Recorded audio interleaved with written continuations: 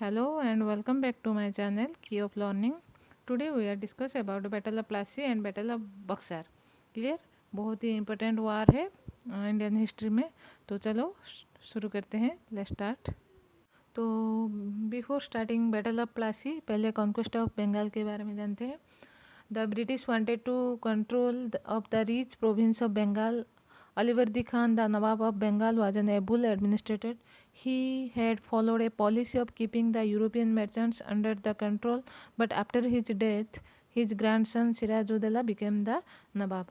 तो ब्रिटिशर जो थे वो बंगाल को अपने कंट्रोल में लाना चाहते थे, क्योंकि उस वक्त तो बहुत रिच प्रोविंस था, वहाँ से टैक्स बहुत ज़्यादा मिलता था बंगाल से। उस समय जो नवाब था अलीवर्दी खान, वो भी बहुत स्ट्रिक्ट एडमिनिस्ट्रेटर था, बहुत ही एबल एडमिनिस्ट्रेटर था। बहुत सारी पॉलिसियाँ उसने फॉलो की थी, यूरोपियन मर्चेंट्स को उसने कंट्रोल करके रखा था। इसीलिए वो जो ब्रिटिशर्स थे वो बंगाल के अंदर घुस नहीं पाते थे।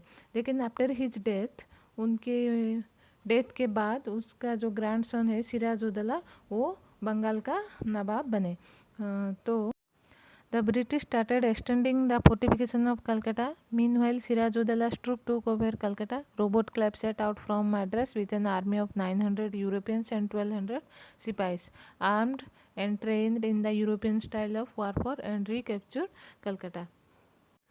तो ब्रिटिशर्स जो थे वो अपने फोर्टिफिकेशन को कलकत्ता में एक्सटेंड करने लगे, ये सोचकर ये जो सिराजुद्दौला नया नवाब है वो शायद वीक होगा।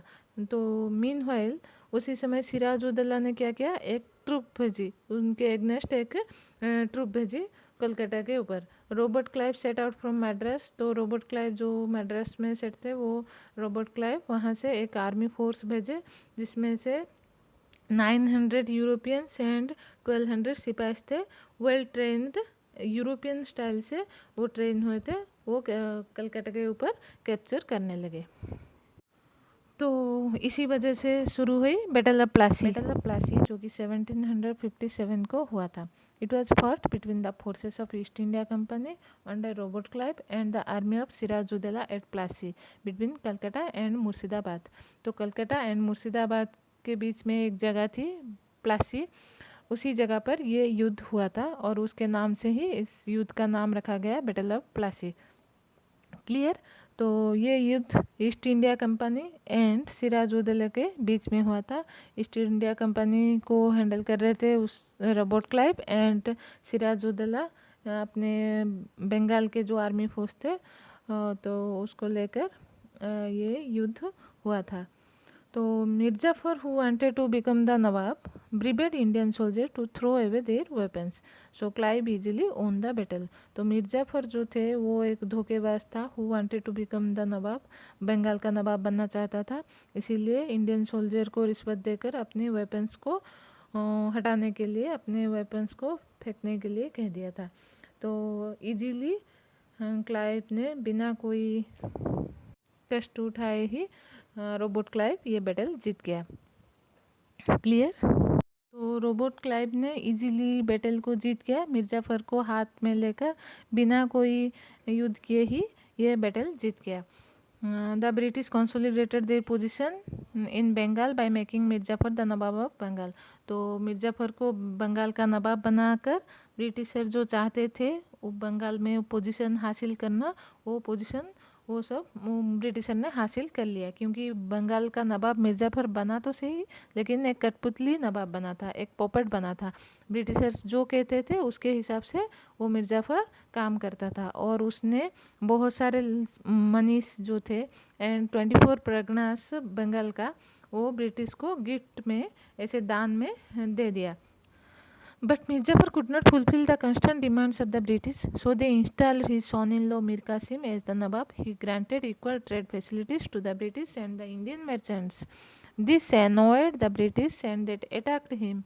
Mir Qasim took refuge at Awadh with Shuja-ud-Dawla, where Mughal Emperor Shah Alam was also taking refuge.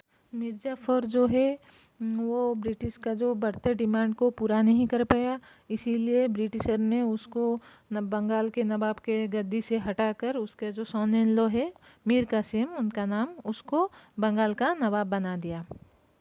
लेकिन मीर कासिम ने क्या किया, ब्रिटिशर को जो सारी फैसिलिटीज़ ने मीर जाफ़र दे रखी थी वो सारी फैसिलिटीज़ को मीर कासिम ने हटा दिया और ब्रिटिशर एंड इंडियन मर्चेंट के बीच में इक्वल फैसिलिटी रख दी। तो इस बात से नाराज़ होकर ब्रिटिशर ने क्या किया, मीर कासिम के ऊपर अटैक करने लगा और उस अटैक के डर से मीर कासिम जाकर अवध में शरण ले लिया। अवध में उस समय जो राजा था शुजा-उद-दौला, उनके अंडर उसने शरण ले लिया। और वहाँ क्या हुआ था, तो पहले से ही मुग़ल एम्पायर जो शाह आलम थे वो अवध में पहले से ही शरण ले रखी थी, क्योंकि उस ब्रिटिशर के डर से ही शाह आलम भी वहाँ पे छुपा था। तो हुआ क्या, अवध में दोनों मीर कासिम जो कि बंगाल का नवाब एंड शाह आलम जो कि मुग़ल एम्पायर दोनों ही शरण ले रखी थी। तो this is the result of battle of Plassey. Next battle of Buxar की तरफ चलते हैं। The battle of Buxar it was fought in the year of 1764। आप सबको डेट तो याद रखना पड़ेगा क्योंकि ये हिस्ट्री है, हमें नाम और डेट याद रखना बहुत ज़रूरी है। The Battle of Buxar was very important in the history of India. The East India Company's victory in this battle established British colonial rule in Bengal Presidency and subsequent expansion of British control all over India. तो battle of Buxar जो है वो हमारे Indian history में एक बहुत ही important battle है। The east India companies victory in this battle, इस बैटल में ईस्ट इंडिया कंपनी की जीत हुई थी और वहाँ से ही एस्टेब्लिश हुआ था ब्रिटिश कॉलोनियल रूल का बंगाल प्रेसिडेंसी में। और उसके साथ साथ वो पूरी इंडिया में, ऑल ओवर इंडिया में ब्रिटिशर का कंट्रोल धीरे धीरे होने लगा। Mir Qasim, the Nawab of Bengal, refused to be a puppet in the hands of British. He wanted complete control of Bengal. He wanted to check the growing power of the official of the East India Company. It resulted in a conflict and led to the Battle of Buxar, now in Bihar. तो मीर कासिम जो थे बंगाल का नवाब, उसने britisher का साथ देने से मना कर दिया था। उनका पॉपेट राजा होने से मतलब कठपुतली राजा बनने के लिए मना कर दिया था। वो बंगाल को कम्प्लीटली अपने हाथ में लेना चाहता था क्योंकि वो बंगाल का नवाब है, इसीलिए बंगाल उसके हाथ में, उनके कंट्रोल में होना चाहिए, ये मीर कासिम चाहते थे। धीरे धीरे ईस्ट इंडिया कंपनी की जो पावर बढ़ती गई, ईस्ट इंडिया कंपनी की पावर को वो अपने कंट्रोल में रखना चाहता था और इसकी वजह से जो कि बैटल ऑफ बक्सर हुआ, it is result a conflict and lead to battle of Buxar. Buxar जो है वो अब बिहार में है, उस जगह पर वार हुआ था। The battle was fought between the British east India company lead by Major Hector Munro and the armies of Mir Qasim, Shah Alam II, the Mughal Emperor and Shuja-ud-Dawla, the Nawab of Awadh at Buxar. तो बिहार के एक बक्सर नाम के एक जगह पर ये युद्ध हुआ था। एक तरफ था ब्रिटिश ईस्ट इंडिया कंपनी जो कि हेक्टर मुनरो उसको कंट्रोल कर रहे थे, लीड कर रहे थे, एंड दूसरी तरफ थे 3 आर्मीज थे 3 स्टेट के। एक है मीर कासिम का आर्मी जो एंड दूसरा है मुग़ल का एम्पायर थे शाह आलम II एंड तीसरा था शुजा-उद-दौला जो कि है अवध का नवाब। तो ये तीनों एक तरफ थे और एक तरफ ब्रिटिश ईस्ट इंडिया कंपनी थी। तो इस युद्ध में भी ईस्ट इंडिया कंपनी ने इन तीनों राजाओं को हरा दिया। Okay, the battle was beneficial for the expansion of the power of the East India Company. It gained the rule and the Diwani, the rights to collect the revenue from Bengal, which included Bihar and Odisha. Now Odisha. इस युद्ध को जीतने की वजह से company को दीवानी collect करने का हक मिल गया बंगाल से, जो कि बिहार एंड उड़ीसा भी उसमें इंक्लूड है। तो दीवानी का मतलब है जो टैक्स करने का हक मिल गया जिसके लिए वो लड़ता था। तो स्टूडेंट्स आगे चलते हैं डुअल गवर्नमेंट इन बंगाल की तरफ। After the battle of Buxar britisher जो थे वो बंगाल में डुअल गवर्नमेंट सिस्टम एस्टेब्लिश किया। तो ये 1765 से 1772 तक चला। देखते हैं ये क्या है dual government system. Right to collect diwani by the British began a dual government in Bengal. तो डुअल गवर्नमेंट के सिस्टम के हिसाब से जो दीवानी जो टैक्स था वो कलेक्ट करने का अधिकार वो ब्रिटिश को दिया गया। The Nawab looked after the administration and the company controlled the army, the judiciary and the revenue collection of Bengal. तो इसी सिस्टम के हिसाब से बंगाल का जो नवाब था उसका काम था कि वो एडमिनिस्ट्रेशन को संभाले, और कंपनी का काम था कि वो आर्मी को कंट्रोल करे, जुडिशियरी को संभाले एंड द रेवेन्यू को बंगाल में से कलेक्शन करे।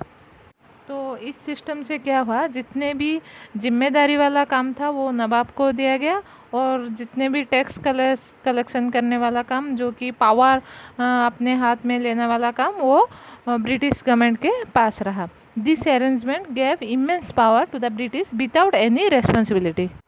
तो इस रूल से ब्रिटिश गवर्नमेंट को बहुत सारी पावर मिल गई और उसके ऊपर कोई जिम्मेदारी भी नहीं रहा, क्योंकि सारा जिम्मेदार जो था वो नवाब के ऊपर ही था। बट द जनरल पब्लिक सफर। लेकिन इस रूल से जो साधारण जनता थे वो बहुत सफ़र हुए। Thousands of people died in Bengal famine 1770, but the company did not help the victims and the nawab did not have the resources. तो बंगाल में जो 1770 को बंगाल फेमिन जो हुआ था उसमें थाउजेंड्स हज़ारों लोग मारे गए, लेकिन कंपनी उसके लिए कुछ हेल्प नहीं किया और नवाब के हाथ में कुछ करने के लिए कुछ था ही नहीं।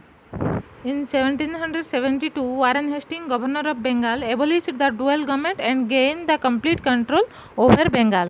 तो इन 1772 को वारेन हेस्टिंग जब बंगाल का गवर्नर बना, वो डुअल गवर्नमेंट सिस्टम को एबोलिश कर दिया, उसको उठा दिया और उसके जगह पर वो कम्प्लीटली जो बंगाल है उसके अंडर में ले लिया, अपने कंट्रोल में ले लिया। सो फ्रेंड्स, ये था आज का video about the conquest of Bengal, battle of Plassey, battle of Buxar and the dual government system in Bengal. Okay, तो फ्रेंड्स अगर आपको ये वीडियो अच्छा लगा तो लाइक कर दीजिएगा, अपने फ्रेंड के साथ शेयर कर दीजिएगा, अगर कुछ डाउट्स है तो कमेंट कीजिएगा और चैनल को सब्सक्राइब करके बेल आइकन दबा दीजिए ताकि आप आने वाले हर वीडियो की नोटिफिकेशन पा सके। Thank you, have a good day.